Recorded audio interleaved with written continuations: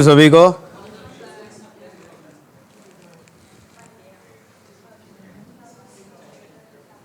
Last में क्या पढ़ा था?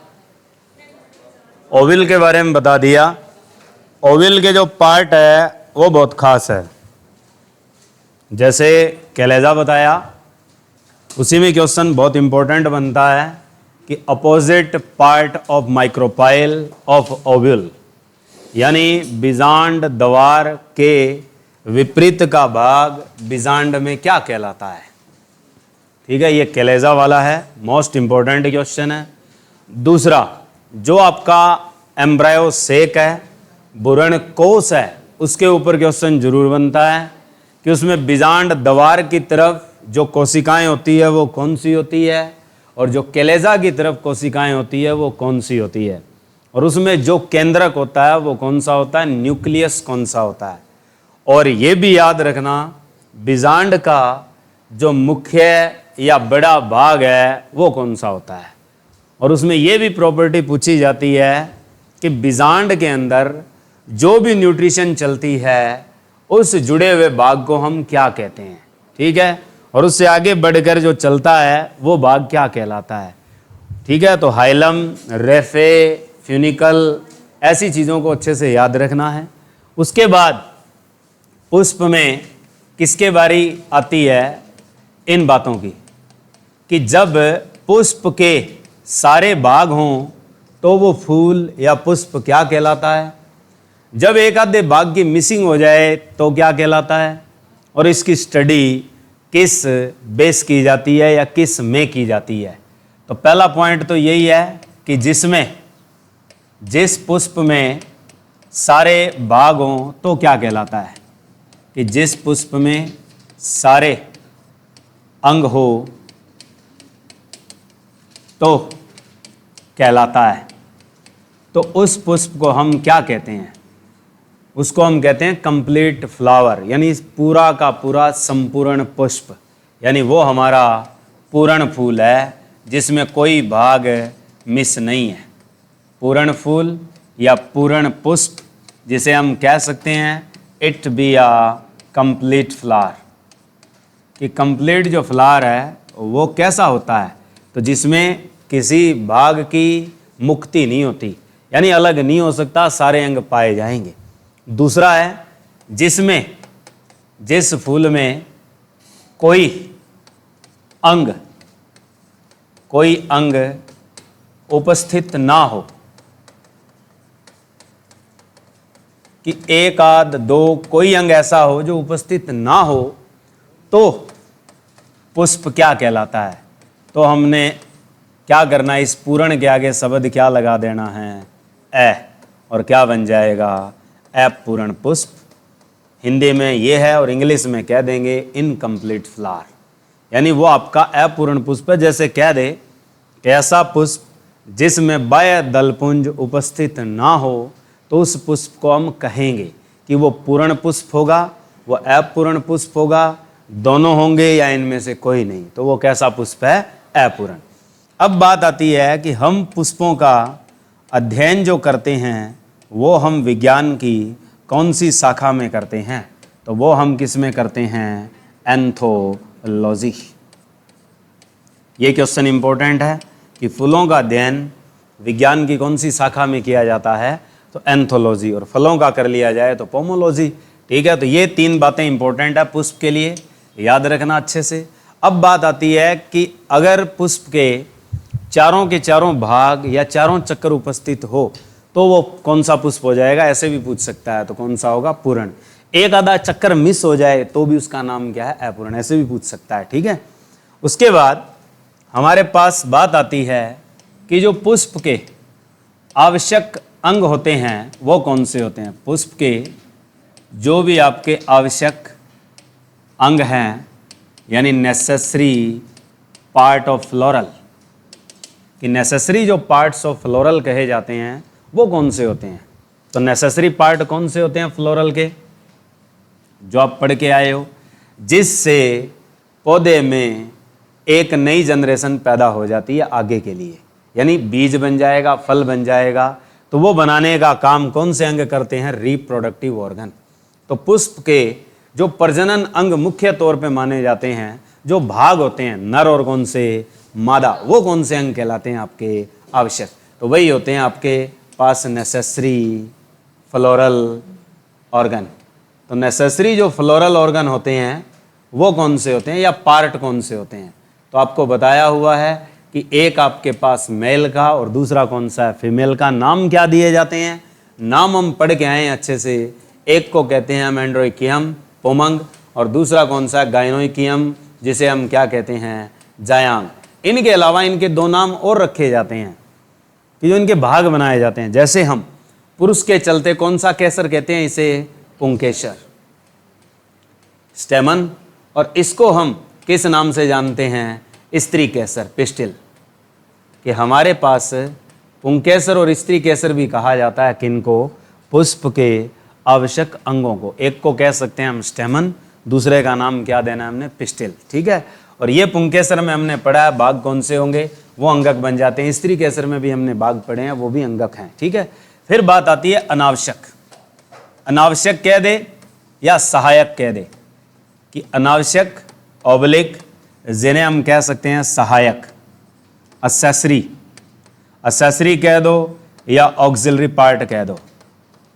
ऑक्सिलरी और असेसरी जो पार्ट होते हैं या ऑर्गन होते हैं फ्लावर के, वो कौन से होते हैं? जो फूल में सिर्फ एक परागण तक ही अपना योगदान देते हैं या पुष्प की परागण तक सुरक्षा करते हैं, वो आपके भाग कौन से होते हैं? अनावश्यक। उसमें कुछ अपवाद भी आएंगे, जैसे इनको छोड़कर दो भाग और थे। कौन कौन से थे?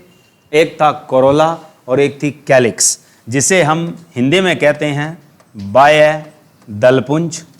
और एक कौन सा था? बाह्य शब्द हटा दो तो उसे कह देंगे हम लोग दलपुंज। दलपुंज हमारे पास क्या चीज थी? कोरोला। और ये हमारे पास क्या थी? कैलिक्स। अगर शब्द कैलिक्स और कोरोला ना आए तो भी दो शब्द अलग से बताएंगे क्या होते हैं वो?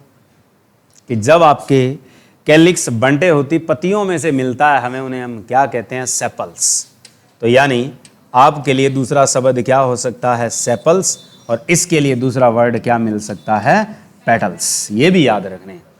कई बार ये शब्द नहीं आते जो हमने लिख रखे हैं कैलिक्स और कोरोला, होते तो यही है। हो सकता है इनके इंटरनल और खुदाई में चला जाए, क्या लिख दे? सेपल्स और पेटल्स लिख सकता है। हिंदी में भी ऐसे ही आएंगे नाम। इंग्लिश वर्जन नहीं मिलता कई बार, हिंदी वर्जन नहीं मिलता। इंग्लिश वाले नाम ही हिंदी में लिखे मिलते हैं यूं कि सेपल, और यहां लिख देगा अगला क्या? पेटल। ठीक है। अब ये तो हुए नेसेसरी और ऑक्सिलरी या असेसरी पार्ट या फ्लोरल पार्ट या पुष्प के अंग। अब इसके बाद जो इंपॉर्टेंट बात आती है कि जो हिस्सा है पुष्प का, पहले पढ़ देते हैं हम निषेचन। निषेचन क्या है? तो निषेचन कब होगा? जब पौधे में एक क्रिया होगी जिसका नाम क्या होता है? परागण। तो क्योंकि फूल के भाग पढ़ लिए, अब फूल के बाद निषेचन होने वाला है। तो निषेचन होगा कब? जब एक प्रक्रिया घटित होगी जिसका नाम क्या होता है? पॉलिनेशन। इस पे क्वेश्चन आता है कि परागण क्या है, पॉलिनेशन क्या है। छठी क्लास 7वीं क्लास में सिखाया जाता है और डायग्राम बने होते हैं, फूल दिखाए होते हैं और क्या तीर के निशान लगे होते हैं, और ऐसी बातों में हम समझते हैं कि वो घटना कौन सी होती है? पॉलिनेशन। हम भी करवाते हैं ये। जैसे क्या है कि कोई लोग पॉली हाउस करता है, सब्जियां बीजता है, उसमें कुकर बिटेसी की खेती करता है, तो ज़्यादातर क्या आपने रिसर्च देखी होगी कि वो आपस में फ्लावर को क्या करवाते हैं? टच करवाते हैं। तो वो कैसी प्रक्रिया उनकी? पॉलिनेशन। तो पॉलिनेशन है क्या? पॉलिनेशन का मतलब है कि ऐसी प्रक्रिया, दैट प्रोसेस इन विच, कि ऐसी प्रक्रिया जिसमें कौन कहा जाता है, किसका कहाँ स्थानांतरण होता है, ये याद रखना है। तो पराग कोश का, ऐसी प्रक्रिया जिसमें पराग कोश का स्थानांतरण, पराग कोश का स्थानांतरण पुष्प के वर्ती कागर तक हो, उसी को ही हम क्या कहते हैं? पॉलिनेशन। यानी ट्रांसफर ऑफ एंथर जो इसमें परागकोश के हिस्से से आएंगे तो वो कौन सी चीज होती है? पोलन ग्रेन, जिसे हम क्या कहेंगे? परागकण। ऐसे भी हो सकता है कि परागकोश से परागण का स्थानांतरण कहाँ से कहाँ हो जाए, तो परागण का स्थानांतरण होगा परागकोश से चलकर कहाँ? वर्तिकाग्र तक, एंथर टू स्टिग्मा, यानी transfer of pollen grain from anther to a stigma of a flower, be same flower और मे बी अनदर फ्लावर, यानी उसी फूल पे भी हो सकता है और दूसरे फूल पे भी हो सकता है और एक पौधे के फूल से दूसरे पौधे के फूल पे भी हो सकता है। 3 क्रियाएं हैं। कैसे कैसे? उसी पुष्प पर, यह पहली चीज है कि उसी पुष्प पर भी हो सकता है, यानी सेम फ्लावर, और एक पुष्प से कहा जा सकता है, एक पुष्प से उसी पादप के दूसरे पुष्प तक। और या क्या हो सकता है कि एक पौधे के पुष्प से एक पौधे के पुष्प से उसी जाति के दूसरे पौधे के पुष्प तक।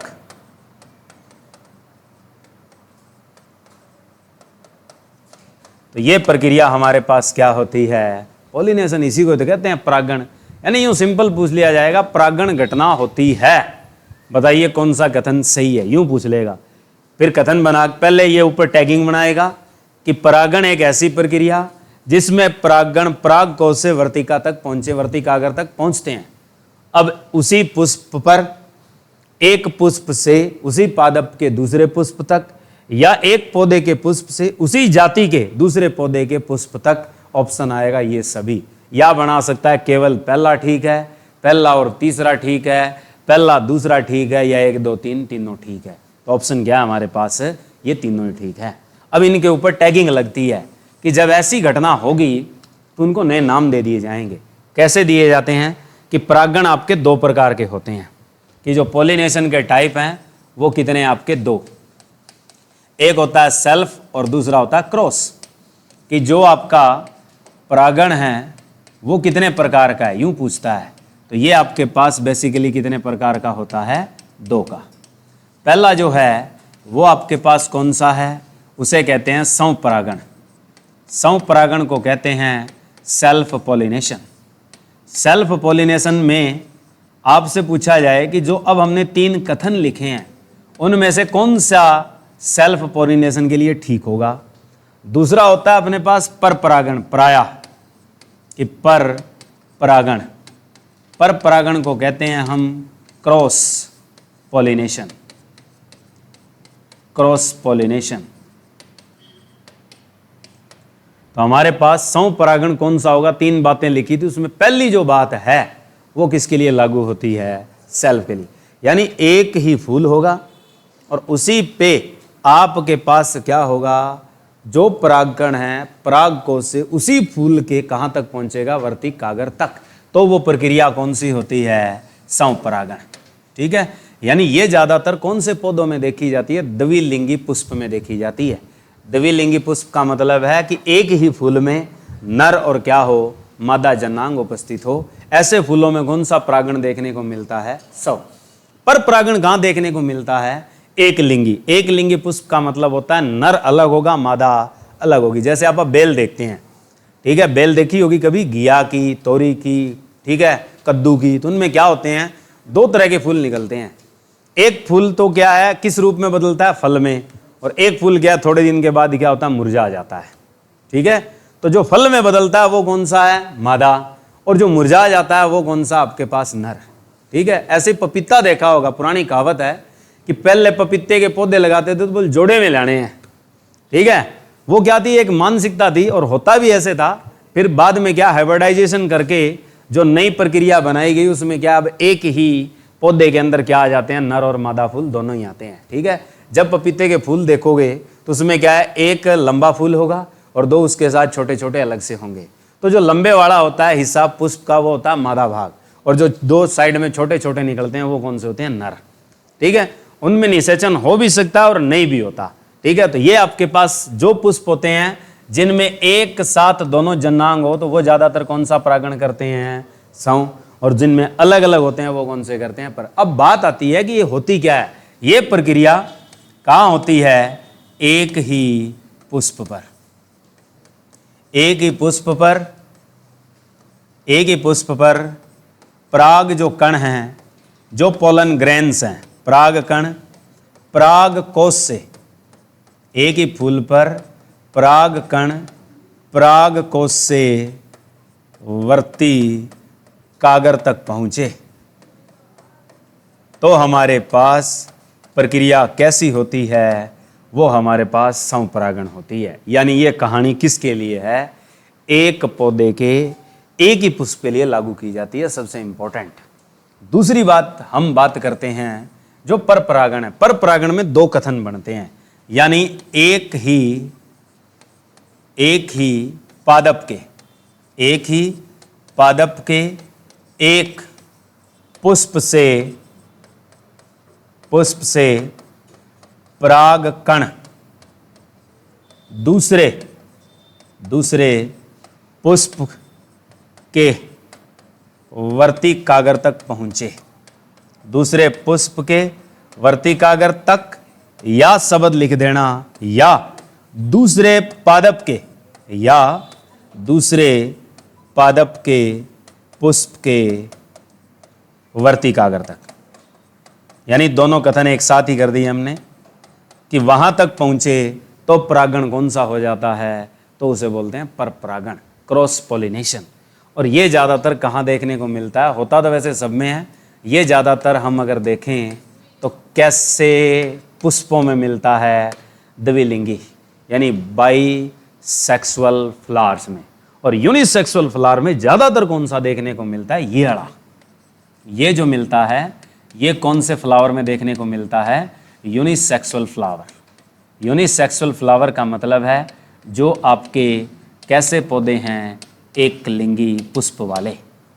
तो एक लिंगी पुष्प वाले पौधों में आपके पास परागण ज्यादातर कौन सा देखने को मिलता है, ये क्वेश्चन बड़ा इंपॉर्टेंट है। पर और द्विलिंगी वाले में कौन सा मिलता है आपके पास है, समय। ठीक है, एग्जाम्पल में अगर पूछ लिया जाए कि कोई एक लिंगी का उदाहरण दो, द्विलिंगी का उदाहरण दो, तो जैसे आपके पास गुलाब, सबसे बेहतरीन क्वेश्चन है ये कि गुलाब का जो फूल है वो आपके पास किस तरह का पादप है, तो वो कैसा है, द्विलिंगी है। ठीक है, अब बात आई इधर एक लिंगी में। एक लिंगी में क्या है, बहुत सारी है, इंपॉर्टेंट जो बात होती है, एक ही बात से काम चल जाता है।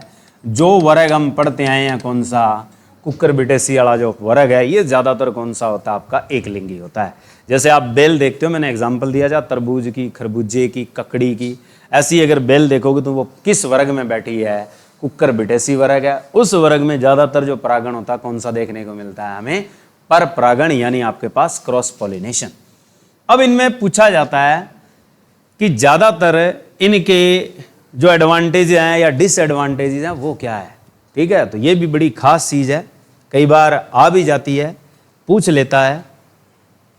तो जो संपरागण है इसमें एक दो इंपॉर्टेंस बताएं हम तो क्या हो सकती है, संपरागण की महत्वपूर्णता क्या हो सकती है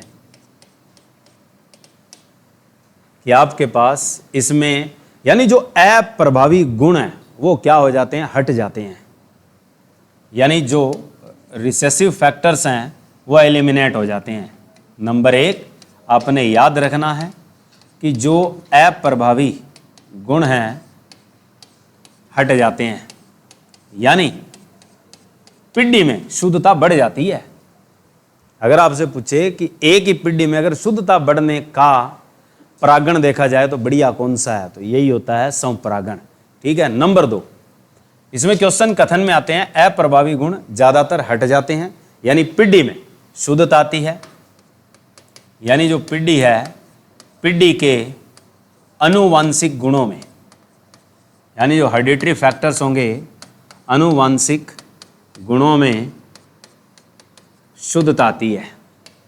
तो जो आपके पास ऑफ स्प्रिंग्स होंगे, यानी जो संतान आगे आएगी, उसमें उस पिड्डी के गुण बखूबी अच्छे मिलेंगे।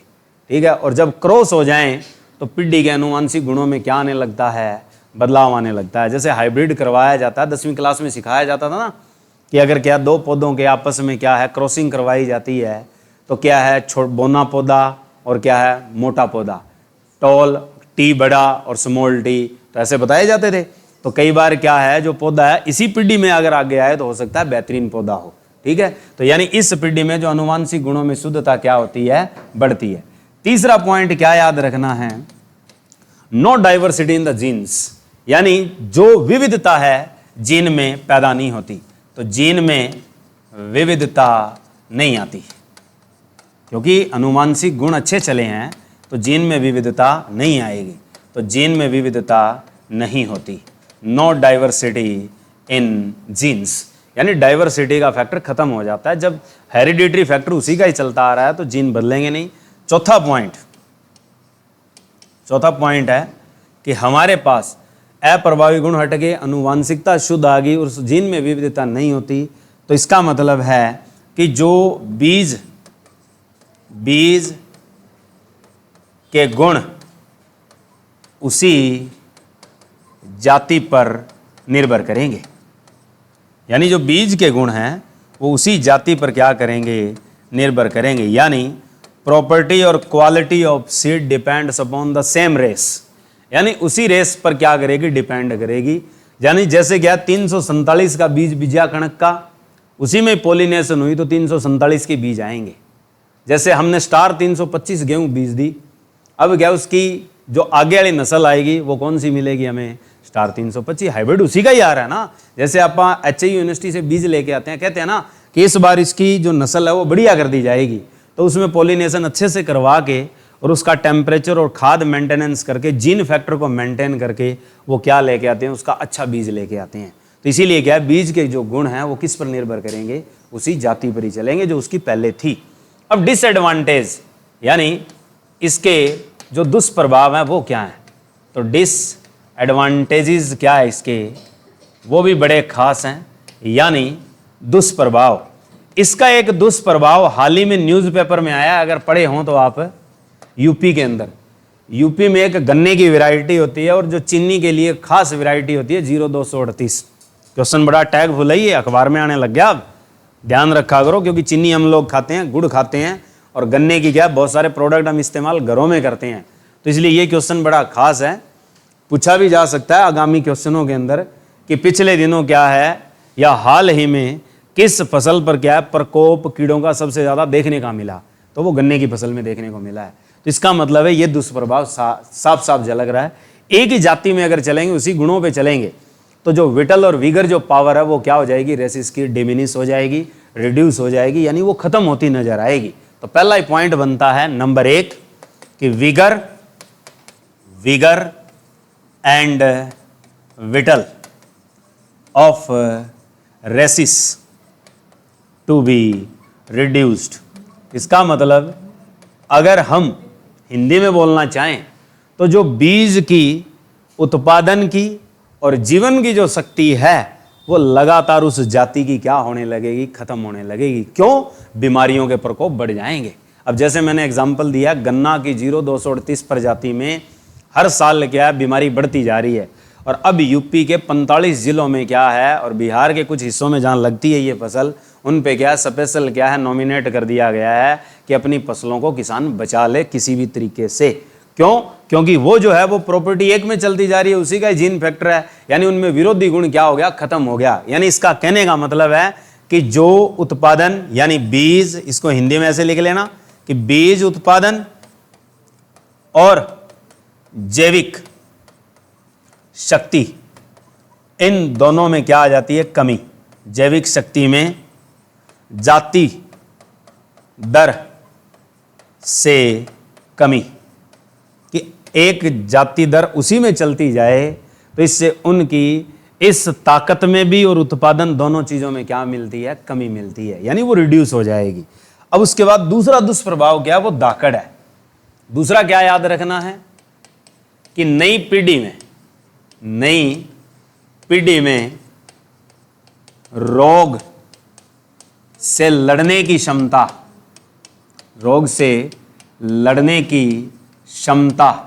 क्या हो जाती है, घट जाती है।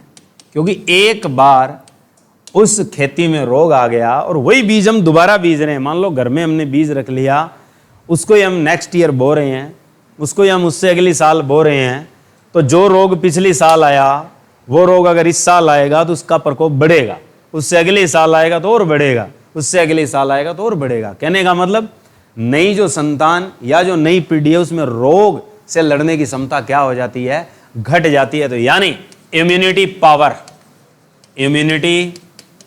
Power of offspring be reduced toward disease। यानी जो भी बीमारियां हैं उनके प्रति रोग से लड़ने की क्षमता क्या होती है, घट जाती है। और इसका एक मैंने बेस्ट एग्जांपल दिया है कि कौन सी फसल की प्रजाति हाल ही में रोगग्रस्त हो चुकी है और इसका निवारण नहीं है अब तक, तो वो है 0238। गन्ना की जो वैरायटी है याद रखना 0238, बहुत दाकड़ वैरायटी है ये, उत्पादन बहुत होता है इसका। ठीक है कि गन्ने की वो प्रजाति जो हमें चीनी प्रदान करती है सबसे अच्छी और जिसका वजन सबसे ज़्यादा यानी जिसका उत्पादन सबसे ज़्यादा होता है वो यही वैरायटी है। और आज के टाइम सबसे ज़्यादा रोगग्रस्त भी है तो यही है। इसमें रेड रोट और टॉप बोरर और पोका बॉइंग जो डिजीज आती है गन्ने में वो सबसे ज़्यादा इसी वैरायटी में आ रही है, इसीलिए हाल ही में न्यूज़ में बनी हुई है। ठीक है, तो इसलिए याद रखना संपरागण से दुष्प्रभाव क्या पैदा होते हैं, तो दो खास होते हैं। पहला कौन सा होता है कि बीज के उत्पादन और जैविक ताकत क्या हो जाती है, घट जाती है जब एक पीढ़ी से कहाँ जाती है दूसरी पीढ़ी। दूसरा याद रखना कि जो उनकी नई संतान या नई पीढ़ी आएगी उसमें एक क्षमता और घट जाती है, कौन सी, इम्यून सिस्टम, इम्यून पावर कमजोर हो जाता है, रोग से लड़ने की क्षमता क्या हो जाती है, घट जाती है। तो ये खास है, ये याद रखना है हमने किसके लिए, संपरागण के लिए। पर परागण में भी क्या ऐसे प्रभाव और दुष्प्रभाव देखे जाते हैं, पर ये याद रखना है। इसके बाद कहानी आती है तुम्हारी निषेचन की। निषेचन संपरागण में तो एक ही क्वेश्चन टैग होता है जो मैंने पहले लिख दिया कि संपरागण कौन से फूलों में देखने को मिलता है, वो जरूर याद रखना, कौन से, एक लिंगी। ठीक है, सॉरी, पर परागण कौन से में मिलता है, एक लिंगी, और जो समय परागण है वो किस में मिलता है, द्विलिंगी। अब बात आती है फर्टिलाइजेशन क्या होता है, कि फर्टिलाइजेशन इन फ्लावर यानी परागण के बाद कौन सी क्रिया होती है पुष्प में, ये पूछता है। क्योंकि हमने पॉइंट स्टेप टू स्टेप ही लेने हैं। ये क्वेश्चन आता है कि परागण के पश्चात यानी आफ्टर पॉलिनेशन, परागण के पश्चात, परागण के जो पश्चात है उसमें कौन सी चीज आ रही है, परागकण। क्योंकि मेन चीज क्या है, परागकण। परागकण का पराग नली से, क्योंकि परागकण है वो पराग नली से बीजांड में जाकर अंड कोशिका से मिलना यानी एग सेल से मिलना। यानी मेल गैमेट कौन है तुम्हारा, परागण। फीमेल गैमेट कौन होता है, कल हमने पढ़ा था, तो अंड कोशिका यानी एग सेल। और कहाँ बैठी है ये आपकी, बीजांड। तो बीजांड में जाकर किससे मिलता है, मेल गैमेट फीमेल गैमेट से मिलता है। तो मेल गैमेट कौन सा है, यानी नर युग्मक। ये है आपका नर युग्मक। और ये आपके पास कौन सा युग्मक बैठा है, मादा। तो आपके पास नर युग्मक का मादा युग्मक के साथ बीजांड में मिलना कौन सी प्रक्रिया कहलाती है, ये आपके पास फर्टिलाइजेशन कहलाती है। यानी कॉम्बिनेशन या conjugation of male gamete with female gamete in Oval through कौन सी चीज से निकल कर आ रहा है, पराग नली। तो उसे क्या कहते हैं, पोलन ट्यूब। तो पोलन ट्यूब में जब वो बढ़ता है, पोलन ट्यूब का अंडाशय की ओर, बीजांड की ओर जाना क्या कहलाता है, लिखवाया था मैंने। पोलन ट्यूब का जब बीजांड की ओर बढ़ना हो तो उसे क्या कहते हैं हम, मैंने पहले दिन ही लिखवाई थी कि जड़ के लिए और तने के लिए 3 बातें लिखते हैं अनुवर्तन की। ठीक है, और वैसे ही फूल के लिए जब भी क्वेश्चन आए कि पराग नली का किस ओर जाना, बीजांड या अंडाशय की वृद्धि और होना क्या कहलाता है, ये क्वेश्चन बड़ा खास है। तो मैंने उस दिन भी कहा था कि पराग नली, टू वर्ड, ओवेरी और वर्ड क्या हो, ओव्यूल, ये वर्डिंग हो आपके लिए, इस प्रोसेस को, इस प्रक्रिया को नाम क्या दिया जाता है? और मैंने आपसे कहा था कि अच्छे से याद रखना और एग्ज़ाम में पूछा जाता है, इसको क्या कहते हैं? केमोट्रोपिज्म, यानी हिंदी में लिखते हैं रसायनानुवर्तन। रसायनानुवर्तन किसकी प्रक्रिया है? तो ये प्रक्रिया पराग नली किसकी तरफ जाती है? बीजांड या किसकी तरफ? अंडाशय की ओर। तो बीजांड और अंडाशय की ओर पोलन ट्यूब का रेज होना क्या कहलाता है तुम्हारे पास? केमोट्रोपिज्म। और ये क्वेश्चन पूछा जाता है रसायनानुवर्तन।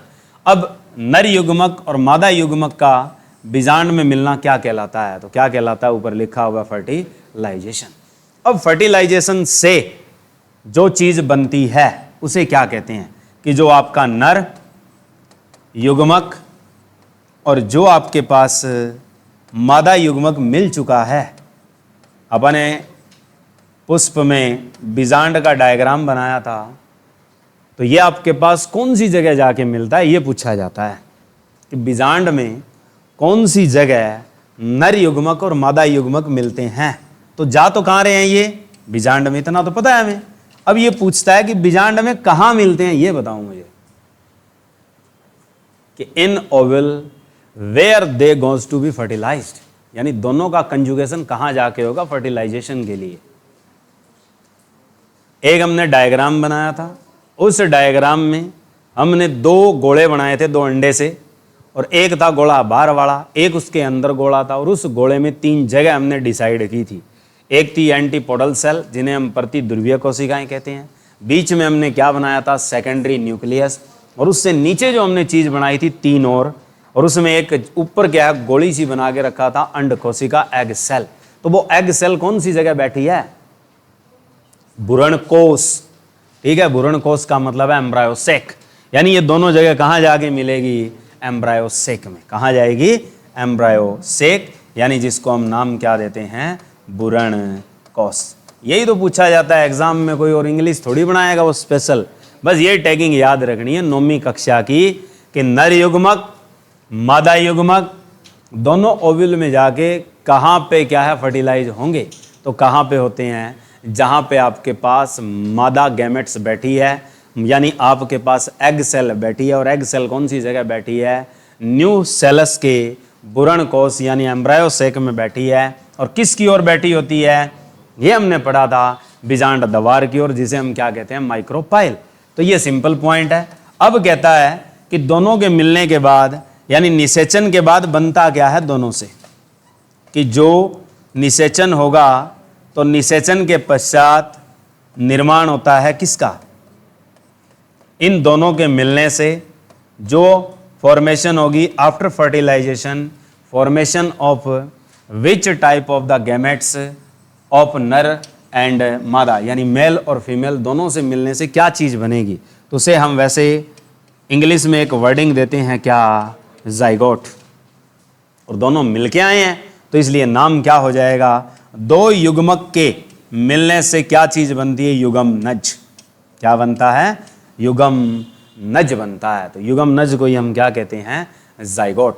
और इसे एक स्पेशल टैग दिया जाता है कि बीजाणुद्भिद की प्रथम इकाई किसे कहा जाता है? याद कर लेना कि बीजाणुद्भिद की प्रथम इकाई, बीजाणुद्भिद की जो प्रिमिटिव यूनिट होती है, प्रथम इकाई होती है, वो क्या है?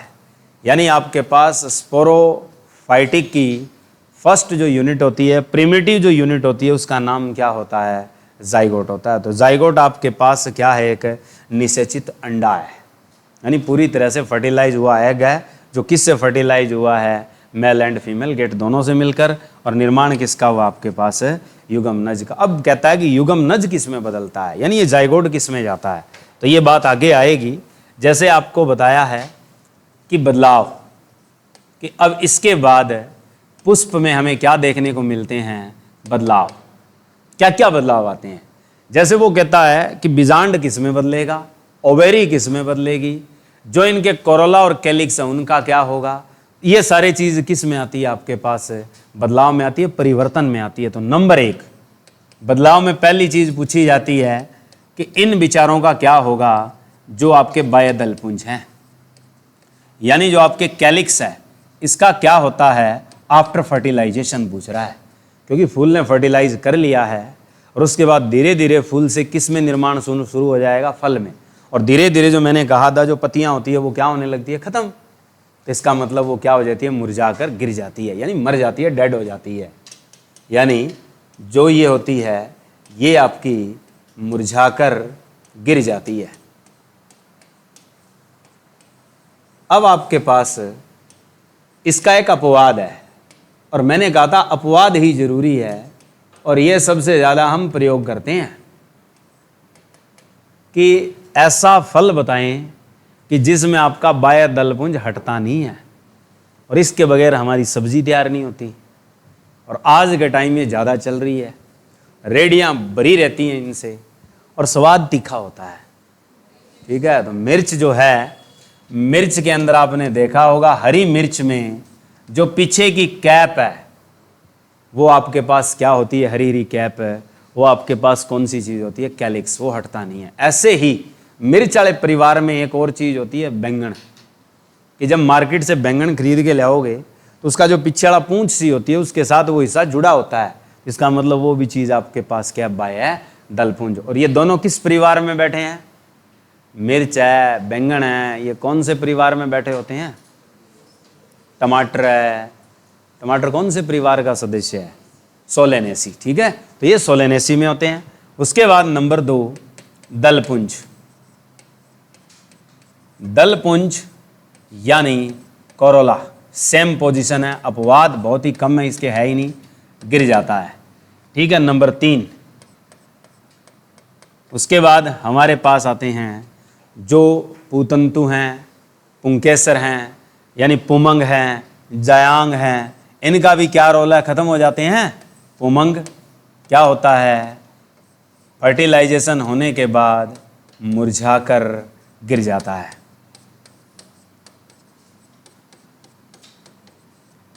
फिर आगे चल के हम कहाँ पहुँच जाते हैं? अंडाशय, ओवेरी। अंडाशय का क्या होता है? ओवेरी का क्या होता है? ओवेरी के बारे में भी पूछा जाएगा और ओवेरी वॉल के बारे में पूछा जाएगा। आफ्टर फर्टिलाइजेशन क्या होता है? 2 क्वेश्चन यहाँ दाखड़ है कि ओवेरी यानी जो अंडाशय है ये हमेशा किस में जाता है? किस में कन्वर्ट होता है आफ्टर फर्टिलाइजेशन? फल में होता है, फ्रूट में होता है। ये दाखड़ क्वेश्चन है। और इसी का ये एक और दाखड़ क्वेश्चन नया बन जाता है ओवेरी वॉल का, कि एक तो ओवेरी का पूछा जाएगा और एक अंडाशय भित्ति का, यानी ओवेरी वॉल। दोनों क्वेश्चन इंपॉर्टेंट है कि फर्टिलाइजेशन होने के बाद आपका अंडाशय यानी ओवेरी और अंडाशय भित्ति यानी आपके पास ओवेरी वॉल, ये दोनों किस में कन्वर्ट हो रही है? तो ये आपकी किस में कन्वर्ट होती है? ये सबसे दाकड़ क्वेश्चन है। ये आपकी पेरिकॉर्प में जाती है। पेरिकॉर्प का मतलब क्या होता है?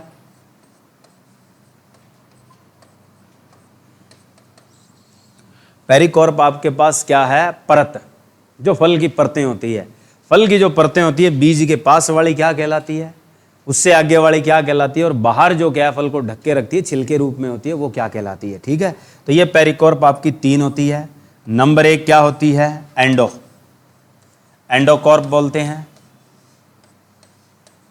एक है मीजो, मीजोकॉर्प यानी मीजो पेरिकॉर्प भी बोल सकते हो।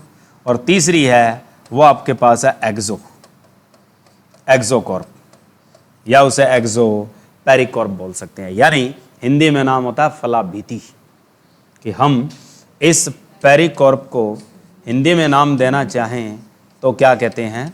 फलाभिति, फल की बीतियाँ। तो 3 होती है फल की बीतियाँ, बाहरी फलाभिति, मध्यस्थ और क्या होती है? अंतः। यानी मध्यस्थ जो होती है वो ज़्यादातर गुद्देदार होती है, जैसे सेब खाते हैं तो बाहर वाला होता है, छिलके का रूप होता है, अंदर बढ़िया क्या होता है? गुद्देदार। और जो बीज के पास वाली होती है वो कौन सी फलाभिति होती है? अंतः। ये क्वेश्चन बनता है कि बीज के पास, यूँ आता है क्वेश्चन कि बीज के ऊपर संलग्न, बीज के ऊपर संलग्न फलाभिति, कि जो बीज के साथ जुड़ी हुई फलावीति होती है, यानी दैट पेरिकॉर्प कंजुगेट विद सीड्स, यानी जो कंजुगेट होगी सीड्स के साथ, वो आपकी पेरिकार्प कौन सी होती है? तो वो आपके पास कौन सी होती है? सबसे अंदर वाली होती है। उसे क्या बोलते हैं हम? Endo pericarp. तो एंडो पेरिकार्प है, यानी आपके पास अंतस्थ या अंतः फलावीति ये होती है। तो आउटर लेयरिंग जो बनती है, यानी बाहरी जो परत बनती है फल की, वो आपके पास कौन सी फलावीति से होती है? वो भी समझ गए। उसे हम नाम देते हैं एक्सो। और जो गुद्दानुमा भाग होता है, जो सरस भाग होता है, यानी रसीला भाग होता है, पूरा भरा होता है, वो किससे भरा होता है? मीजोकॉर्प, जिसे हम क्या कहते हैं? मध्यस्थ। ठीक है, तो ये बहुत जरूरी है। दोनों के दोनों मोस्ट इंपॉर्टेंट क्वेश्चन बनते हैं, यानी एक प्रकार से हम कहें तो डीएसपी रैंक वाले क्वेश्चन है, ट्रिपल स्टार वाले क्वेश्चन है ये। ठीक है, उसके बाद आपसे पूछा जाता है, इसमें एक और ट्रिपल स्टार क्वेश्चन आ जाता है जो बहुत खास पूछा जाता है, और आपको याद रखना है कि त्रिक संयोजक केंद्रक, यानी ट्रिपल फ्यूज्ड न्यूक्लियस किस में बदलता है? कि ट्रिपल फ्यूज्ड न्यूक्लियस, कि जो ट्रिपल फ्यूज्ड न्यूक्लियस होता है ये किस में जाता है? तो ये हमारे पास भ्रूण में जाता है, याद रखना। इसके लिए एक ही शब्द लगता है, भ्रूण क्या होता है अपने पास? एम्ब्रायो आता है। ये triple fused nucleus is converted into which formation after fertilisation of a flower, यानी जो त्रिक संयोजक केंद्रक है, ट्रिपल फ्यूज्ड न्यूक्लियस है, इसका बदलाव किस में होता है? After fertilisation.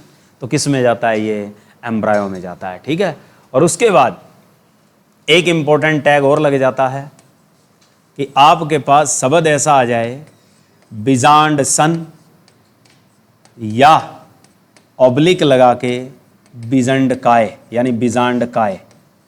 और इसके लिए इंग्लिश जो वर्ड होता है, स्पेसिफिक स्ट्रक्चर पूरी है, इसको हम क्या कहते हैं? न्यूसेलस या न्यूकेलस, यानी जो बीजांड काय शब्द आए या बीजांड सन आए, कहने का मतलब है बीजांड सन से बीजांड काय, जो बीजांड का हिस्सा होता है, ये किस में बदलता है? ये इंपॉर्टेंट क्वेश्चन है। ये आपके पास पेरी कॉर्प में बदलता, पेरीभूरण में बदलता है। परिभूरण लिख लो, पेरिकॉर्प नहीं, परिभूरण में बदलता है, यानी पेरी एंडोस्पर्म में बदलता है, यानी परिभूरण में बदलता है। ये जो आपके पास क्या चीज होती है? बीजांड सन, या शब्द आया आपके पास कौन सा? बीजांड काय। तो इसमें 3 क्वेश्चन सबसे ज्यादा पूछे गए हैं। एक तो याद रखना कि फल का निर्माण पुष्प के निषेचन के बाद किससे होता है? वो याद रखना, ओवेरी, अंडाशय। फलावीति किससे बनती है? निषेचन के पश्चात, वो जरूर याद रखना है।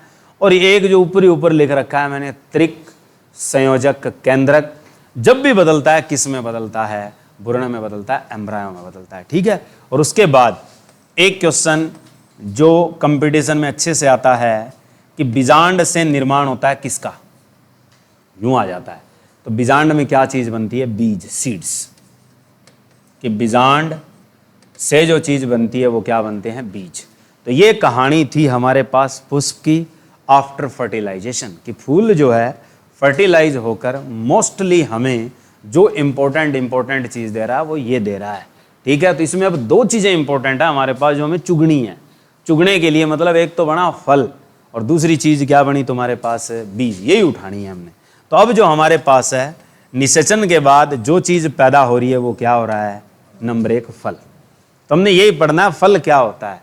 तो यानी पुष्प के निषेचन के पश्चात जो अंडाशय है वो फूल कर एक नया स्वरूप लेता है, या ग्रो करता है, या विकसित होता है। उसी विकसित भाग को हम क्या कहते हैं? फल कहते हैं, फ्रूट कहते हैं। ठीक है, तो यानी आपसे पूछा जाएगा कि फ्रूट या जो फल है इसका निर्माण कब होता है?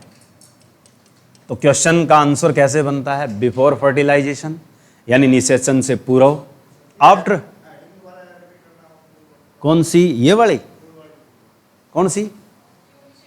वो लिखूंगा मैं एक बार है, ठीक है। अब इसकी टैगिंग बता रहा हूं मैं, टैगिंग कैसे पूछी जाती है कि जो फल का निर्माण है वो कब होता है। तो एक तो पूछेगा निषेचन से पूर्व, एक पूछेगा निषेचन के पश्चात, ठीक है, दोनों में या इनमें से कोई नहीं, ठीक है। तो हमने समझ लिया है कि भी फल जो बनना है वो क्या आपका निषेचन के पश्चात या बिना निषेचन, पर निषेचन से पूर्व कभी नहीं, ठीक है। ये बात तो पक्की है दिमाग में। तो इसलिए आपके पास बीज का निर्माण हो सकता है तो वो दोनों प्रक्रियाओं में हो सकता है। आपने याद रखना है निषेचन से भी होता है, और एक पॉइंट याद रखना अपने बिना निषेचन के। जैसे मैंने आपको क्वेश्चन का आंसर पहले ही दे दिया था, जैसे हम पढ़ते आए हैं पपीता, क्योंकि पपीते का क्वेश्चन खास है, एग्जाम में पूछा जाता है, मेल कांस्टेबल में भी पूछा है कि जो पपीते में जो फल बनते हैं वो ज़्यादातर बनते हैं तो वो विदाउट फर्टिलाइजेशन ही होते हैं। उसे बोलते हैं क्या? पार्थेनोकॉर्पी। जो पार्थेनोकॉर्पी है वो हमारे पास पार्थेनोकॉर्पी, तो पार्थेनोकॉर्पी जो वर्ड लगता है ये कौन से फर्टिलाइजेशन के लिए लगता है कि ऐसे फ्रूट डेवलप जो विदाउट फर्टिलाइजेशन चलते हैं, जिनमें फर्टिलाइजेशन होता नहीं है, जिनमें संलयन नहीं होता, यानी जिनमें आपके पास फ्यूजन नहीं होती, डायरेक्ट होती है, विदाउट फर्टिलाइजेशन होती है, वो आपके पास जो प्लांट है उनमें खास तौर पर क्या आता है? पपीता यानी पपाया। ये इंपॉर्टेंट है। और निषेचन वाली तो दुनिया भरी पड़ी है, कुकर बिटेसी सारी की सारी किस पे चलती है? निषेचन पे चलती है। अब बात पूछी जाती है कि फल बनता कैसे है, तो यानी पुष्प के निषेचन के पश्चात, यूं लिखा जाता है, पुष्प के निषेचन के पश्चात अंडाशय का बढ़ना फल कहलाता है।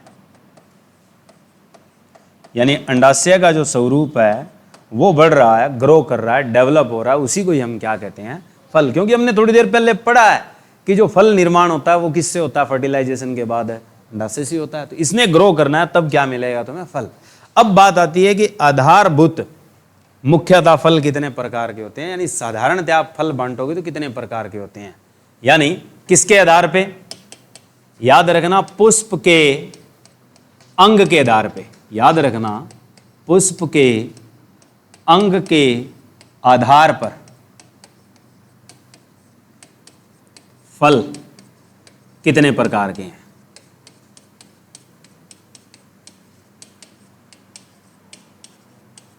यानी जो आपके फ्रूट टाइप हैं on the basis of floral part. Floral part का मतलब है कि फर्टिलाइजेशन हो चुका है, उसके बावजूद जो फूलों के अंग हैं वो हिस्सा ले रहे हैं किसको बनाने में? फल बनाने में।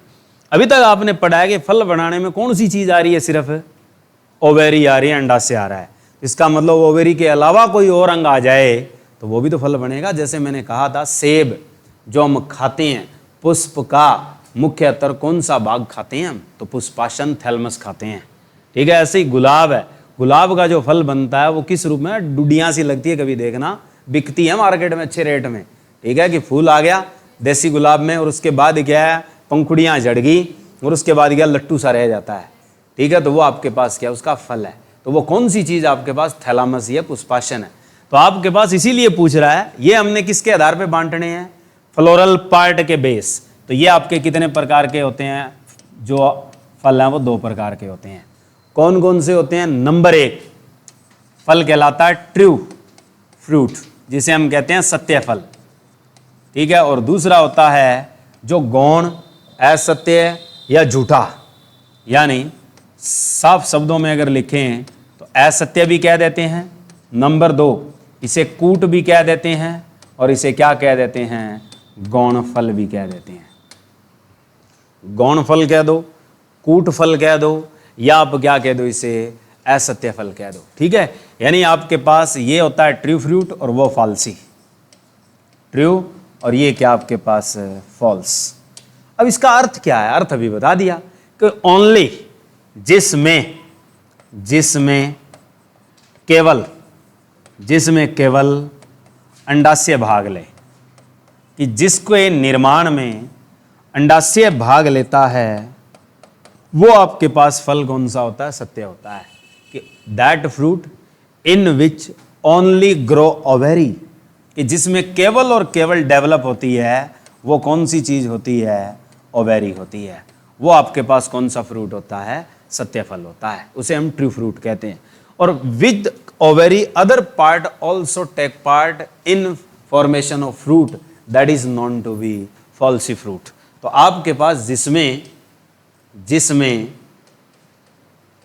अंडाशय के साथ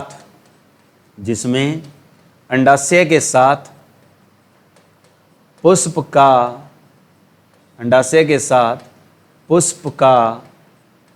अन्य भाग सम्मिलित हो, उसे हम क्या कहते हैं? उसे हम कहते हैं असत्य फल।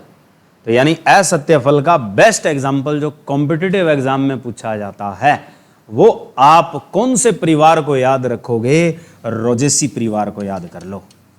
किसी पंडित से पूछने का नाम नहीं, ये हमने लिखा नहीं था भाई उस टाइम, याद रखना। जो मैंने परिवार लिखवाए थे तुम्हें पता नहीं याद है कि नहीं है, मैंने रोजेसी परिवार नहीं लिखवाया उसमें, ठीक है? रूटेसी जरूर लिखवाया था, रोजेसी परिवार नहीं लिखवाया, जहां तक मुझे याद आ रहा है। रोजेसी परिवार मैंने नहीं लिखा था उसमें, मिर्टेसी लिखवाया था, अम्बेलीफेरी लिखवाया था, और ठीक है रोजेसी ये नहीं लिखवाया था। इस परिवार को वहां छोड़ दिया था जब लेग्यूमिनेसिया पढ़ रहे थे, द्विबीजपत्री, उसमें ये परिवार छोड़ दिया था। ध्यान से देख लो, अभी भी कॉपी चेक कर सकते हो, शायद ये मैंने वहां नहीं लिखा था। रोजेसी परिवार में आते कौन है? कि ये आते हैं रोज गुलाब की रस भरी पतियां सबका नाश करे। इसमें आपके पास ज्यादातर जो फल हैं वो एग्जाम में पूछे जाते हैं। रोज का मतलब समझ गए क्या है? रोजेसी। और रोजेसी रोज, गुलाब को इंग्लिश में क्या कहते हैं? रोज ही तो कहते हैं। ये क्वेश्चन एक पक्का हो गया कि गुलाब जो है वो कौन से परिवार में बैठा है? रोजेसी में बैठा है, ठीक है। दूसरा रस भरी आ गई, ठीक है, सब सेब आ गया, ठीक है। फिर नास क्या आ गई? नाशपाती। यही तो याद रखनी है।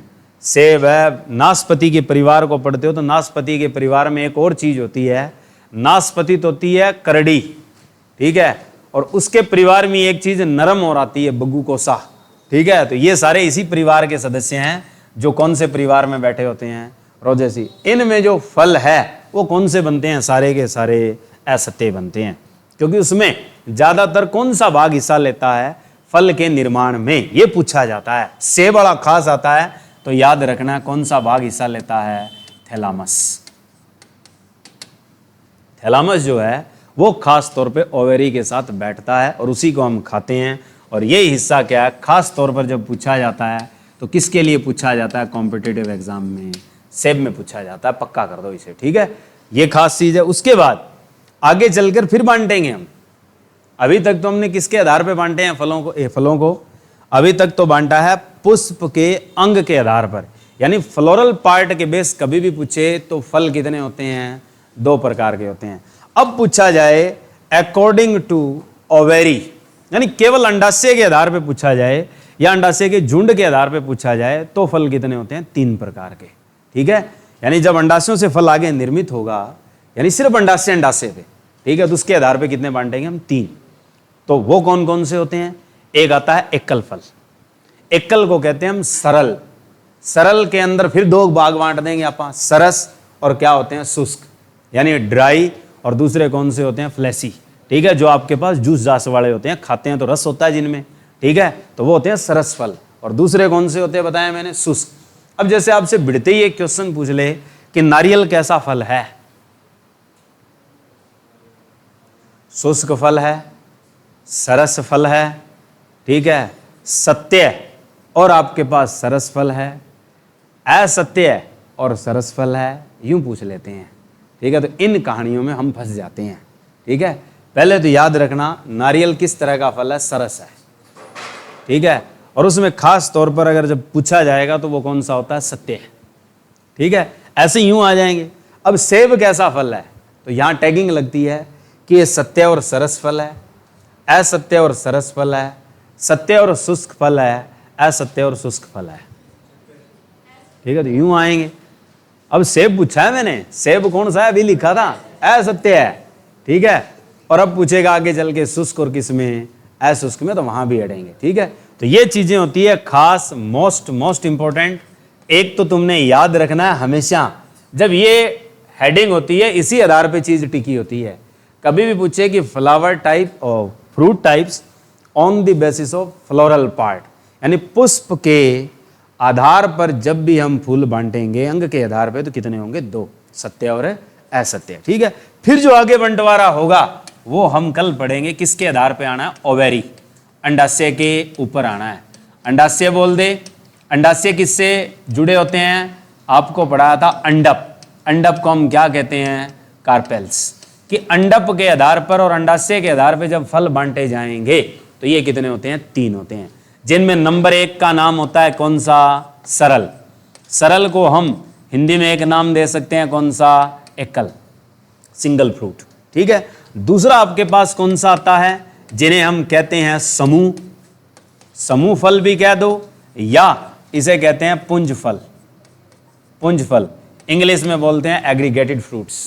कि एग्रीगेटेड जो फ्रूट है, ये पक्का पूछा जाता है स्ट्रॉबेरी पे, कि स्ट्रॉबेरी एक घर के बाहर क्या हमने एक फूल सा लगाया होता है, एक धोले रंग के फूल निकलते हैं, एक पे क्या है बैंगनी से रंग बिरंगे फूल निकलते हैं, और क्या पति पति क्या है छोटे छोटे दाने वाली सी वो निकलती है, उस पर फड़ियाँ, और क्या जैसे ही वो जड़ती है नीचे झुंड सा लग जाता है पौधों का, और उसका नाम रखा जाता है सदाबहार।